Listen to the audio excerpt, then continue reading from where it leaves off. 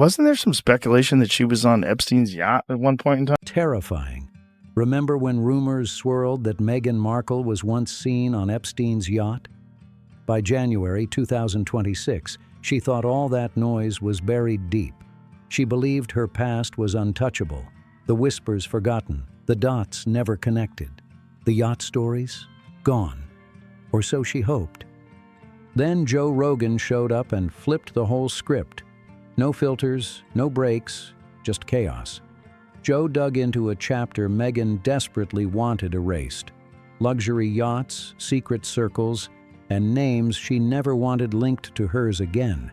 How about the other So prince? you got to go to, again. How about the other prince, the one that's Epstein's friend? Oh, Andrew. Yeah. Yeah, that was. What?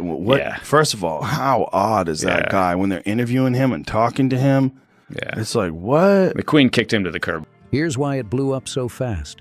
Joe Rogan doesn't fold. Not for royals, not for Hollywood power, not for billion-dollar empires. When he smells something strange, he tugs until the whole story unravels. Behind the scenes, panic hit hard. Lawyers jumped in, PR teams scrambled, and phones wouldn't stop ringing. The one rumor Meghan had spent years hiding suddenly exploded everywhere. Talk of an old yacht party lifestyle and whispers of connections to one of the most disgraced royals alive. For someone with an image polished to perfection, this was the ultimate nightmare. Most influential man in the world, Time magazine should have been. No, Meghan Markle beat me. God. How if it's most influential, there should be there's no debate. Nobody's even in the same category as you. I don't know. I don't think about it. I try not to. It's a little complicated. I'm thinking about it, though. I really shouldn't be influential. And remember, Joe Rogan isn't just some random podcaster. He runs the biggest show on the planet, reaching over 200 million people. When Joe talks, the internet doesn't just listen, it erupts. He doesn't bow to titles or play nice with fame. Duchess or not, if something feels fake, he calls it out loud. Joe's been on Meghan's case before. Back in 2020, he slammed her bluntly, joking that she turned Prince Harry's life into a celebrity brand circus. He even joked she'd push products, and later that didn't seem far off. Meghan Markle is reportedly facing a reshuffle in her inner circle as her new Netflix show With Love Meghan, which was launched earlier this month, faced mixed reactions. So how many times have we heard Meghan Markle having a best friend? You know, we've had Jessica Mulroney, Serena Williams. By 2023, Joe mocked her deal or no deal story where she said she felt objectified. His reaction? Cold, sarcastic, and brutally honest. That's Joe. No sympathy, no filters. So when he allegedly started connecting Meghan's rumored yacht days with elite social circles tied to Prince Andrew, alarms went off. This wasn't some gossip site doing clickbait. This was Joe Rogan, uncensored and unstoppable. He can't be silenced, bribed, or bought off quietly. And when someone with his kind of reach starts questioning high-profile social ties, the fallout turns into a massive image crisis fast. But here's the wild part. None of this is totally new. It's just that no one with Joe's reach ever dared to say it out loud. Started. So the Daily Mail Plus released this article, Why Meghan Markle's best friend, who set her up with Prince Harry, has vanished. Whatever happened to Meghan's best friend, Marcus Anderson? The tall, handsome Canadian was third wheel in the early days of her romance with Prince Harry, and he was front and center at their 2018 Author Kirby Summers has been researching elite social webs for years. In her work on Ghislaine Maxwell, she claimed to find signs that Meghan may have crossed paths with Prince Andrew long before Harry ever entered the picture. Summers even alleged there might be early 2000s photos showing Meghan on a yacht in Pattaya, Thailand, the same time Andrew was reportedly there. She said those photos exist, but no major outlet dared to publish them. And you can imagine, since we first revealed this video on last night's show, the reaction around the world has been extraordinary. Piers Morgan posted on X, we're about 2 months away from the sex tape. And there's one name that keeps coming back, Marcus Anderson. Known for his influence at Soho House, Summers claimed Anderson may have introduced Meghan to powerful circles years ago, linking her to high-end connections that shaped her path. That's the exact thread Joe started pulling, and once it came loose, the whole story became impossible to ignore. Even more, there's actual proof Meghan was invited to Yacht Week 2016 in Croatia, a party GQ once called Sodom and Gomorrah at sea. People who went described it as Tinder at sea. Non-stop wild nights with the ultra-wealthy, not calm sunsets and sailboats. He's truthful about a lot of the things he says in Spare about this. Well, we want that story to die, so we're going to give you this story. However, he does it today. Him and Meghan do the same thing today. I've seen that Meghan and Harry tried to discredit certain media outlets because they don't like what they're going to say. The scene was wild, stunning women mixing with billionaires under quiet, unspoken arrangements. Did Meghan actually go? No one knows for sure, but the invite was real. The access was there, and that's exactly what Joe Rogan keeps circling back to. He's not throwing out facts. He's asking why these connections line up so neatly. See, Joe's involvement changes the whole game. Is this preemptive announcement about Harry's security just more of the same, or is there more to it? Now, initially, I caught the first announcement on it, and the very first announcement of it was LBC UK. And I sort of thought, yeah, typical Harry and Meghan, here we go, preemptive announcement. When gossip mags talk about yacht rumors, people roll their eyes. When royal authors mention it, critics yell, speculation. But when Joe Rogan breaks it down on the biggest podcast in the world, that hits different. He's survived cancel culture, media wars, Spotify backlash. Nothing stops him. So when Joe says, "What's this about Meghan being on yachts with Prince Andrew?"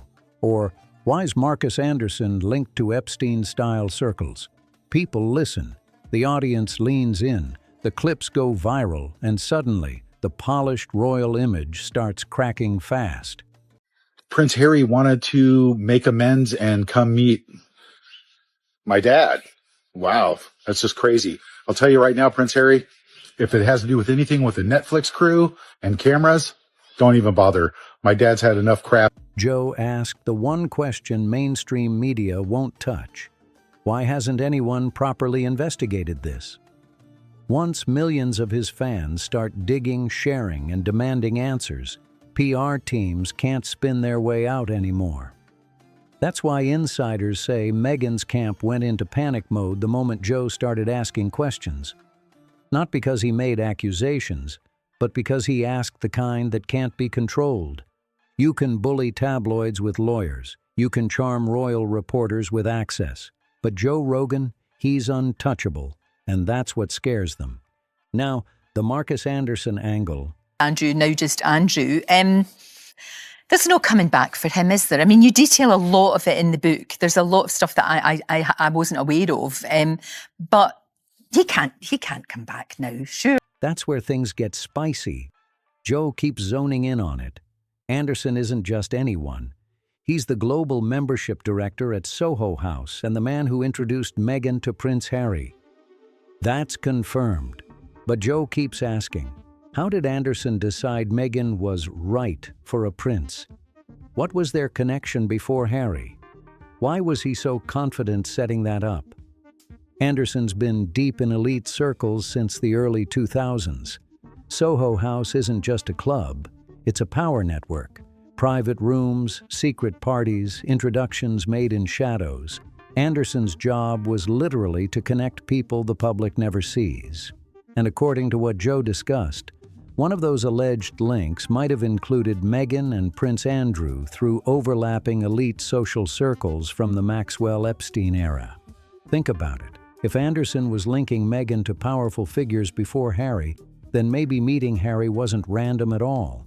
Joe's been framing it as elite strategy, not romance, and his audience eats it up. Then there's the missing piece, the rumored Thailand yacht photos. Joe keeps hinting they may exist. Author Kirby Summers claimed major media outlets might already have photos showing Meghan on a yacht in Pattaya, Thailand with Prince Andrew from way back in 2001. If that's true, why hasn't anyone published them? Joe keeps hammering that same question, because if those pictures are real, showing Meghan and Andrew together during the Epstein-era timeline, that's not just awkward headlines, that's explosive.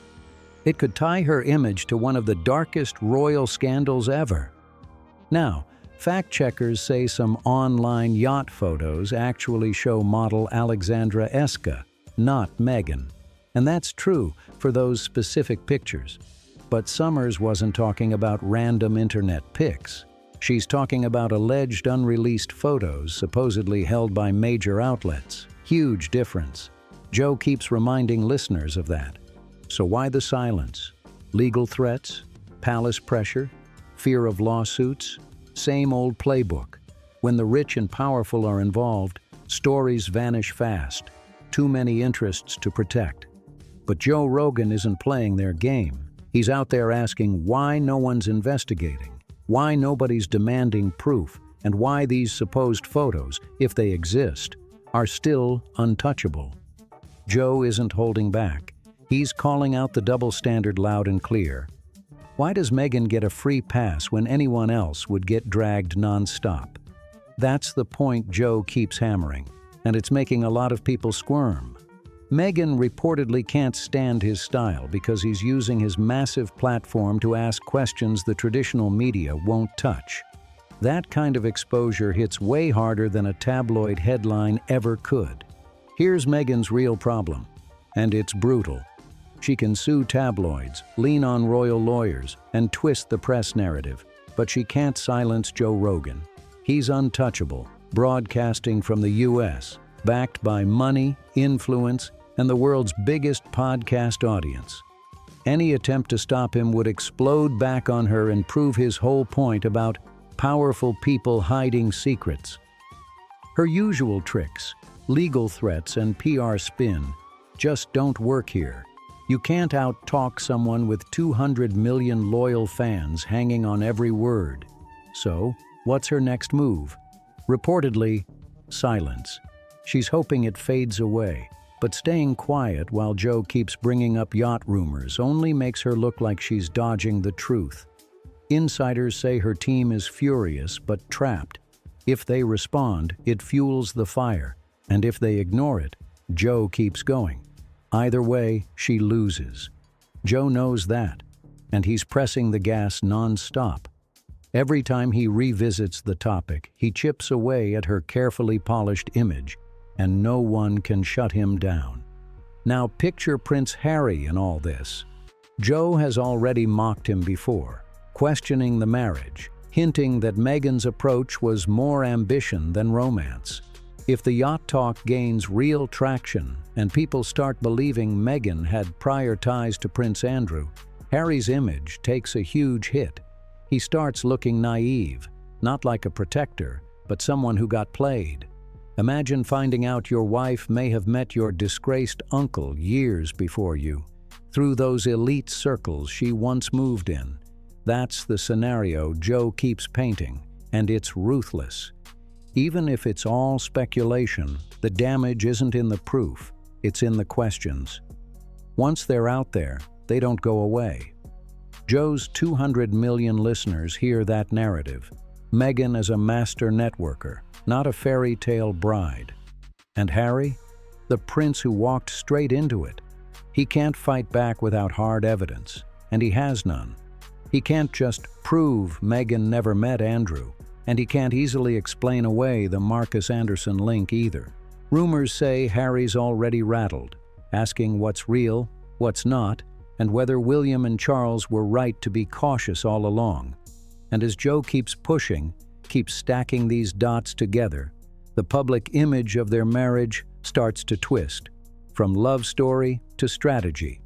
Suddenly, it looks like ambition, not romance, was running the show. That's when Joe starts digging deeper into Soho House. Mainstream outlets barely touch it, but Joe goes straight in. Soho House has long been connected to ultra-wealthy power players and controversial figures. One of its big names, billionaire investor Ron Burkle, has faced public scrutiny over his social overlaps with Epstein-linked circles, and he's been a member since 2002. Here's what makes Soho House unique: secrecy. No photos, no recordings, no leaks. Everything happens behind closed doors, and that privacy is the product. It's what people pay for. Private spaces where powerful names mix without eyes watching. So when Joe starts asking what really went on inside those exclusive rooms, what kind of networking Meghan might have been doing, and whether Marcus Anderson was connecting ambitious women to influential men, that's when it gets messy. Because Soho House can't deny making introductions. That's literally their business model.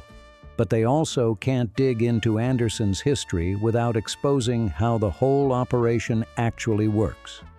Joe's questions backed them into a corner. If Soho House admits anything, it risks blowing open decades of secret networking between the rich and famous. And that's exactly why Joe's line of questioning is so dangerous. He's not accusing, he's exposing the structure. It's a no-win situation for everyone involved.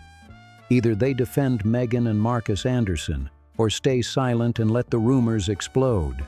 Either way, their secretive social world is dragged into the spotlight, and that's exactly what Joe Rogan wants.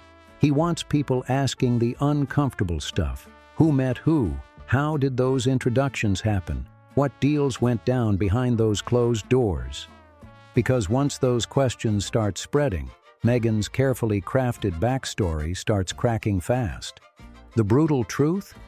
Yacht rumors have been floating around for years, but they were always dismissed as online gossip. Then Joe stepped in, and suddenly, those same whispers are being heard by hundreds of millions. When the most powerful podcaster on earth talks about it, people stop laughing and start listening. Joe hasn't dropped this topic either. For years, he's questioned Meghan's motives, hinting that she's not being fully honest about her past. These new yacht allegations fit right into that narrative, and that's what makes it impossible for her to escape. If she stays silent, she looks like she's hiding something. If she fights back, she feeds the fire and gives Joe even more to talk about. Joe knows the game, and he's playing it perfectly. He keeps circling the same questions, pushing the same pressure points, and reminding everyone that powerful people don't like their old connections being re-examined. Now he's drilling down on specific questions Meghan's team reportedly can't answer, and that's what's driving them crazy. Why was Meghan invited to Yacht Week 2016 if she wasn't in those elite circles? Why did Marcus Anderson have such deep access to her life, both personal and professional? How did a cable TV actress afford that luxury lifestyle before royal fame? Why was she turning up at ultra-exclusive events surrounded by billionaires? And what exactly was her relationship with Ron Burkle? But the question Joe keeps repeating, the one that sends shockwaves, did Meghan know Prince Andrew before she ever met Harry? And here's what drives people wild. Why won't she answer it? Joe's not claiming facts. He's just asking very specific questions and letting people connect the dots themselves. He's pointing out patterns, timing, and access that don't fully add up. That's his weapon. Not accusations, but curiosity. Meghan can't respond without reopening chapters she's tried to erase. Joe's not saying she was part of that world. He's saying, here are the links, now explain them. Then he lets his audience take it from there. And that's the genius part. When people come to their own conclusions, they believe them even more.